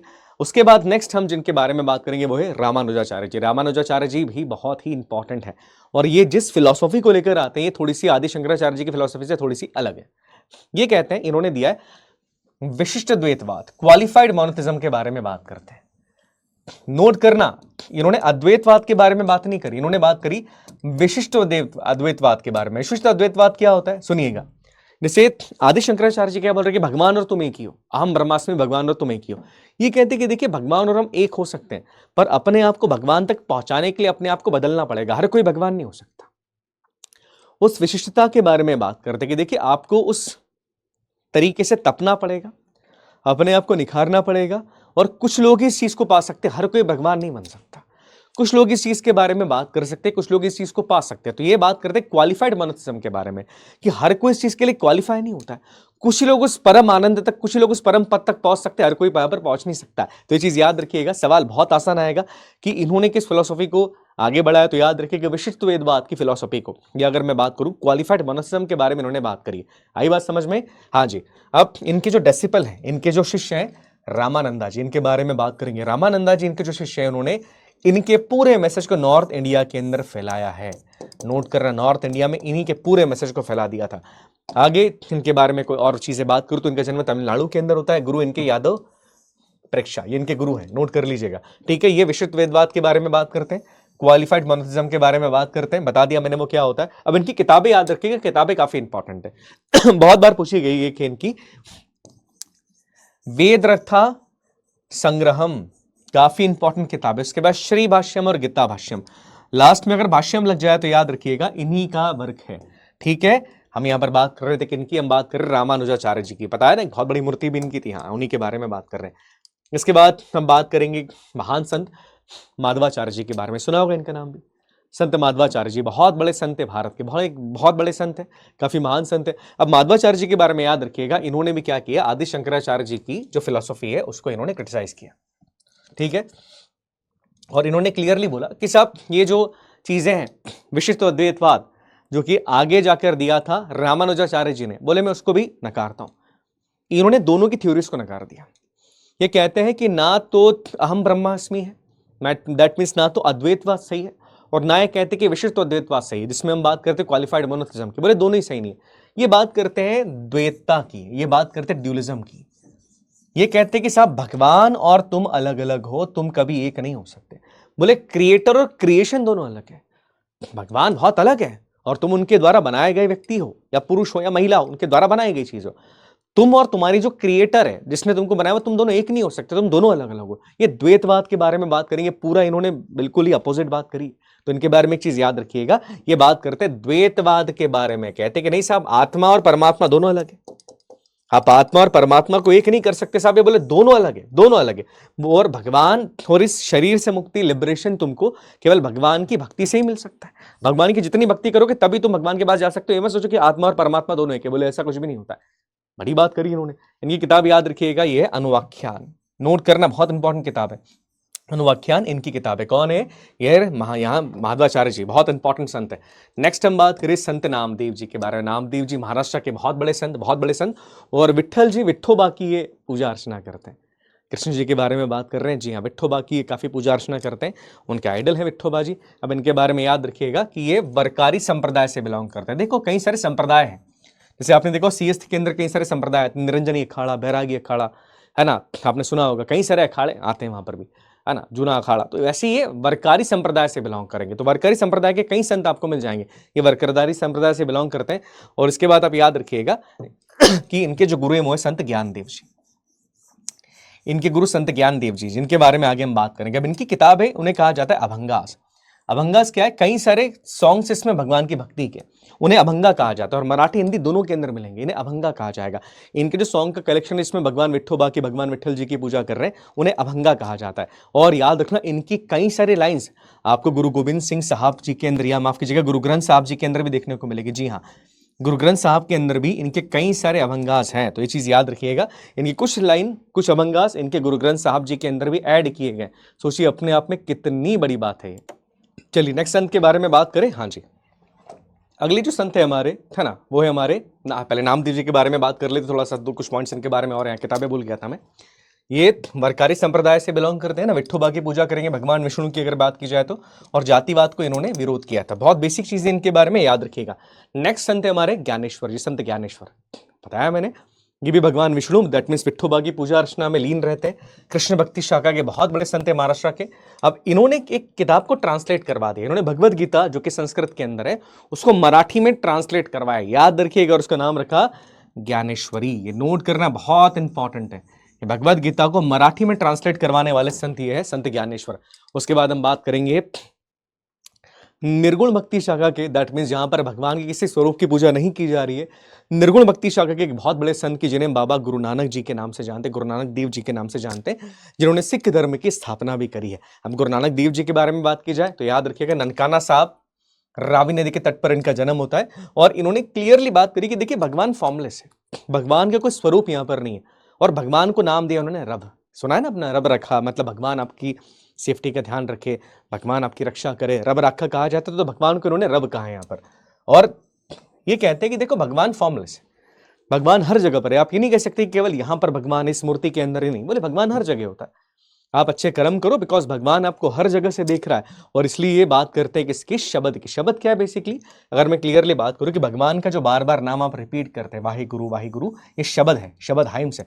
तो ये शब्द के बारे में बात करते हैं। और ये बात करते हैं संगत के बारे में। संगत क्या होता है? संगत का मतलब ये होता है कि भगवान के बारे में बातचीत करना, भगवान का गुणगान करना, इसे संगत कहा जाता है। और संगत के साथ एक और चीज के बारे में बात करेंगे, आपने पंगत सुना होगा, हाँ जी, यहाँ पर लंगर के बारे में बात कर रहा हूँ। लंगर में क्या होता है? लंगर के अंदर आपको भोजन कराया जाता है, कम्युनिटी किचन है लंगर, कि आप किसी भी जाति के हैं, आप किसी भी धर्म के हैं, फर्क नहीं पड़ता, आपको भोजन मिलेगा। भूखे को भोजन कराना सबसे बड़ा धर्म यहाँ पर है। तो एक बहुत अच्छी बात यहाँ पर करते हैं। अब इनकी जितनी भी टीचिंग्स हैं, जो भी गुरु नानक देव जी ने टीचिंग्स दी है, वो आदि ग्रंथ साहब जी के अंदर है, जिनकी पूजा आज आप देखेंगे की जाती है ना, गुरु ग्रंथ साहब जी के अंदर है। तो सारी चीजें याद रखिएगा। तो आदि ग्रंथ की स्थापना भी या टीचिंग्स इनकी आदि ग्रंथ के अंदर है। इसके बाद आप देखेंगे कि सिख धर्म की स्थापना इन्होंने करी, और ये सिकंदर लोदी के समय थे। अभी हम बात करेंगे लोदीज के बारे में, सैयद के बाद लोदीज आएंगे। तो लोदीज में सिकंदर लोदी के समय पर यहाँ पर ये थे। तो ये चीज याद रखिएगा। अब इसके अलावा कुछ और इंपॉर्टेंट पॉइंट्स अगर हम इनके बारे में याद रखें तो याद रखिएगा, सिख धर्म में टोटल 10 गुरु हुए हैं। 10 में से पहले गुरु गुरु नानक देव जी, नोट कर लीजिएगा कि 10 गुरु में से सबसे पहले गुरु गुरु नानक देव जी हैं। ठीक है। दूसरी बात, इनके 2 शिष्य काफी फेमस है, एक है बाला और मर्दाना। बाला मर्दाना, और मर्दाना जी जो है उन्होंने रबाब, सुना है आपने रबाब क्या एक इंस्ट्रूमेंट होता है बजाने का, उसकी स्थापना करी। रबाब बजाते थे मर्दाना जी, और ये गाते थे, उसकी स्थापना या उसका फाउंडेशन उन्होंने रखी। उसके बाद भगवान के लिए शब्द का यूज करते, दैट इज एक ओंकार, कि भगवान एक ही, एक ओंकार के बारे में बात करते हैं। भगवान एक है साहब, एक ओंकार, एक ही है भगवान, अलग अलग नहीं, बोले सब एक है भगवान, एक ओंकार के बारे में बात करी। उसके बाद इन्होंने क्लियरली बोला कि जाति प्रथा गलत है। तीर्थ यात्रा को भी इन्होंने गलत बताया, बोले कहीं भी हो आप, तीर्थ आपके घर से हो सकता है, जाति प्रथा के बारे में गलत कहते हैं। और भगवान को उन्होंने वाहे गुरु कहा है। ठीक है, ये चीज याद रखिएगा। इसके बाद इन्होंने स्थापना करी लंगर की, जिसे गुरु का लंगर भी कहा जाता है। ठीक है, गुरु का लंगर कहा जाता है। और इन्होंने तुहिद ए वजीदी, इसको उन्होंने प्रमोट करा है। गुरु का लंगर सबसे अच्छी चीज है कि लंगर आप चखने जाते हैं। कम्युनिटी किचन के बारे में यहाँ पर हम बात कर रहे हैं। इसके अलावा अगर गुरु नानक देव जी के बारे में बात की जाए तो कुछ पॉइंट्स याद रखिएगा कि जो गुरु नानक देव जी के बारे में हम अगर बात करें तो देखिए, सिख धर्म की स्थापना इन्होंने करी। अब इनकी जो टीचिंग्स है वो गुरु ग्रंथ साहब जी के अंदर है। गुरु ग्रंथ साहब जी आप देखेंगे गुरुमुखी लिपि के अंदर है। तो इस गुरुमुखी लिपि की स्थापना किसने करी? गुरु अंगद देव जी ने, जो दूसरे गुरु हैं। दूसरे सिख गुरु गुरु अंगद देव जी ने गुरुमुखी लिपि की स्थापना करी है, याद रखिएगा। आई बात समझ में? उसके बाद आप देखेंगे 5वें गुरु जो हैं उन्होंने भी इसके अंदर कई चीजें लिखी, बट स्टिल इंपॉर्टेंट चीज ये होती है कि गुरुमुखी की लिपि की स्थापना कौन कर रहा है, इसको फाउंड कौन कर रहा है? तो गुरु अंगद देव जी, जो दूसरे सिख गुरु हैं, नोट कर लीजिएगा। उसके बाद आप देखेंगे 10वें सिख गुरु गुरु गोविंद सिंह जी। गुरु गोविंद सिंह जी के बाद ये मान लिया गया कि कोई अगला गुरु नहीं होगा, कोई गुरु नहीं होगा अगला। जो गुरु ग्रंथ साहिब है, जो होली बुक है, जो कि गुरुमुखी लिपि के अंदर लिखी गई है, उसी को गुरु मान के उसकी पूजा की जाएगी। कोई व्यक्ति गुरु नहीं होगा, भी किताब गुरु होगी और उसी की पूजा यहाँ पर की जाएगी। ये चीज यहाँ पर की गई है। इसके अलावा कुछ पॉइंट और याद रखिएगा कि सिखिज्म के अंदर आपने 5 सिंबल्स के बारे में देखा होगा। सिखिज्म के अंदर जो लोग अमृत चखते हैं, सुना होगा आपने, उनके 5 सिंबल्स होते हैं। 5 सिंबल्स कौन से? एक है केश, एक है कृपाण, एक है कंगा, एक है कड़ा और एक है कच्चा, है ना। तो ये चीज याद रखिएगा। 5 सिंबल्स के बारे में बात की गई। अब एक सवाल यहाँ पर और इंपॉर्टेंट अभी पूछ लिया था कि साहब खालसा पंथ की स्थापना किसने करी थी? खालसा पंथ क्या होता है? जब देखा गया कि साहब मुगलों ने बहुत अत्याचार किया जा रहा है, हिंदुइज्म के ऊपर बहुत अत्याचार किया गया, तो यहाँ पर गुरु गोविंद सिंह जी, जो 10वें गुरु हैं, ये खालसा पंथ की स्थापना कर देते हैं। खालसा पंथ के अंदर ये था कि अपने आप को मजबूत बनाओ और लड़ो अब यहाँ पर। तो याद रखिएगा, खालसा पंथ की स्थापना किसने करी? गुरु गोविंद सिंह जी ने। देखो पीवाई की तुम्हारा पूछा गया, बहुत आसान सवाल आता है, तो ये चीज याद रखिएगा। सवाल एक्जैक्टली एग्जाम के अंदर आते हैं ऐसे, जो एग्जाम के अंदर हम करते हैं और जो ऑलरेडी हम लोग करके बैठे होते हैं, वही सवाल एग्जाम के अंदर पूछे जाएंगे। आई बात समझ में? उसके बाद जो अगले गुरु हैं, गुरु रामानंदा जी। रामानंदा जी जिन्होंने नॉर्थ के अंदर भक्ति मूवमेंट को फैलाने में सबसे ज्यादा योगदान दिया है ना। याद रखिएगा, रामानुजाचार्य जी के फॉलोवर हैं, उनके शिष्य हैं। ओके, और भगवान विष्णु के बहुत बड़े भक्त हैं। तो भगवान विष्णु के भक्त हैं, तो वैष्णविज्म को नॉर्थ में फैलाने में योगदान इन्हीं का रहा है। अब इनके बारे में याद रखिएगा, भगवान राम की अर्चना करते हैं और जातिवाद को इन्होंने क्लियरली रिजेक्ट करा। ठीक है। अब इनके बारे में एक चीज याद रखना, इनके 12 शिष्य हैं। 12 शिष्यों में आप देखोगे कबीरदास जी, रविदास जी और इसी के साथ पद्मावती, ये भी इनके शिष्य हैं। कबीरदास जी कितने बड़े संत हैं, वो इन्हीं के शिष्य हैं। इनके कई सारे शिष्य, जिसमें कबीरदास जी भी शिष्य। देखो कितनी बड़ी बात यहाँ पर है कि कबीरदास जी इनके शिष्य। इसके अलावा अगर आप बोलोगे तो इनकी एक लाइन बड़ी फेमस है, let no man ask a man's sect और कास्ट। किसी भी आदमी को दूसरे व्यक्ति की जाति के बारे में मत पूछने दो। जहां आप जाति के बारे में पूछना शुरू कर दोगे ना, वहां आप किसी व्यक्ति के साथ बुरा करना शुरू कर देते हो। तो किसी की जाति के बारे में मत पूछो कि तुम किस जाति के, भैया हम इस जाति के। बोले जाति के बारे में पूछ के आप अपने आप को दूसरे से अलग करना शुरू कर देते हो। कितनी बढ़िया बात बोली इन्होंने, बहुत ही बढ़िया बातें कहते हैं। नेक्स्ट अगर हम इनके बारे में बात करें तो नेक्स्ट हमारे कुछ पॉइंट्स इनके बारे में याद रखिएगा। इन्होंने संत परंपरा की शुरुआत करी है। जी हाँ, संत परंपरा क्या होती है भाई? गुरु शिष्य परंपरा। कि संत परंपरा की, मेरे बाद ये संत हो गया, तो संत परंपरा के नॉर्थ में शुरुआत करने वाले व्यक्ति हैं। इसके अलावा इनकी जो 12 डिसिपल्स हैं, जो 12 इनके शिष्य, उन्हें अवधूत कहा जाता है। नोट करिएगा, इन्हें इनके जो 12 शिष्यों ने अवधूत कहा जाएगा, जैसे कबीरदास जी, रविदास जी यहाँ पर है ना, भगत पीपा जी, बहुत सारे गुरु, बहुत सारे शिष्य इनके यहाँ पर हैं। अब इनकी जो किताबें हैं काफी इंपॉर्टेंट, जैसे ज्ञान लीला, योग चिंतामणि, याद रखना इंपॉर्टेंट किताब है। जानता हूं मैं थोड़ा सा लग रहा है कि सर बहुत डिफिकल्ट हो रहा है, बट पढ़ना पड़ेगी। उसके बाद रामचरण पद्धति, ये सारी किताबें इनकी जो काफी ज्यादा इंपॉर्टेंट है। और इनकी कुछ लाइनें गुरु ग्रंथ साहब जी के अंदर भी, सोचिए इनकी भी कुछ लिखी हुई लाइनें गुरु ग्रंथ साहब जी के अंदर मिलती है। तो कितनी सारी चीजें गुरु ग्रंथ साहब जी के अंदर है, तो देखिए बहुत बढ़िया चीजें यहाँ पर है। नेक्स्ट अगर हम बात करें तो ये आपके संत कबीरदास जी, आखिरी है। इनके बाद जो भी आएंगे अपन लाइव के अंदर पढ़ेंगे, बिकॉज मैं जानता हूँ थोड़ा एग्जस्ट तुम हो चुके हो ना, बहुत सारी चीजें हमने पढ़ ली। कबीरदास जी के बारे में बात करें तो देखो, ये भी इनका जन्म वाराणसी के अंदर होता है। और इनके जो गुरु हैं, गुरु के बारे में ऑलरेडी हमने बात कर दी कि स्वामी रामानंद जी इनके गुरु थे। फिर भी इनके बारे में कहा जाता है कि एक मुस्लिम संत से भी इन्होंने शिक्षा ली है, जिनके बारे में कहा जाता है कि उनका नाम है शेख ताकी। ये मुस्लिम संत है साहब, कहते हैं कि साहब इन्होंने इनसे भी शिक्षा ली थी, मुस्लिम सूफी संत से भी शिक्षा लेते हैं। अब कबीरदास जी भी आपने देखा होगा, ये किसी भगवान के स्वरूप के बारे में बात नहीं करते, ये कहते सब एक ही है। और इनके भी कुछ दोहे कबीरदास जी के गुरु ग्रंथ साहब जी के अंदर है। जी हाँ, ये चीज याद रखिएगा। अब इनके बारे में एक चीज अगर मैं कहूँ तो देखिए, ये इनके जो आइडियाज हैं, जो भगवान के बारे में बात करते हैं, जो भगवान की भक्ति करते हैं, ये उसे नाम सुमिरन कहा जाता है। जी हाँ, और ये आइडियाज को जिक्र भी बोलते हैं, बिकॉज सूफी भाषा के अंदर भी तो उसे जिक्र भी, सूफी संत के भी शरण में रहे हैं, कुछ सीखा इन्होंने, इसको जिक्र भी कहा जाता है, इसे नाम सुमिरन भी कहा जाता है। अब कबीरदास जी के बारे में कुछ बेसिक पॉइंट्स आप याद रखिएगा। इन्होंने क्लियरली बोला साहब कि हिंदू मुस्लिम एक है, क्लियरली कहते हैं, 99 की शाखा के संत है। अब इनके जो कंपोजिशन है, जो भी चीजें कह रहे हैं, इन्हें दोहा कहा जाएगा और इन्हें बीजक भी कहा जाता है। इनकी जो फेमस किताब है वही बीजक, कबीर के दोहे सुना होगा आपने, है ना, गुरु गोविंद दो कड़े काके लागू पाओ, जी हाँ, उसी के बारे में बात करें। इन्हें बीजक कहा जाता है। तो बीजक इनके पूरी दुनिया के अंदर काफी फेमस है। और इनका एक लाइन बड़ी फेमस है कि राम रहीम दोनों एक है।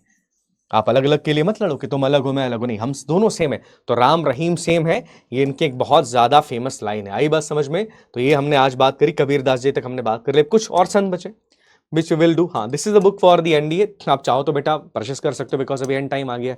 तो एटलीस्ट पीवाईक्यू वाली देख लेना, बिकॉज काफी इंपॉर्टेंट यहाँ पर है। चलिए ठीक है, आई होप चीजें क्लियर होगी बच्चा। आप लोगों ने जो चीजें पढ़ी हैं, जो चीजें देखी आपने, वो समझ में आ गई होगी। हाँ, आ ही गई होगी, बिकॉज कुछ चीजें बताइए मैंने डिटेल में। आगे हम और डिटेल के अंदर बात करेंगे।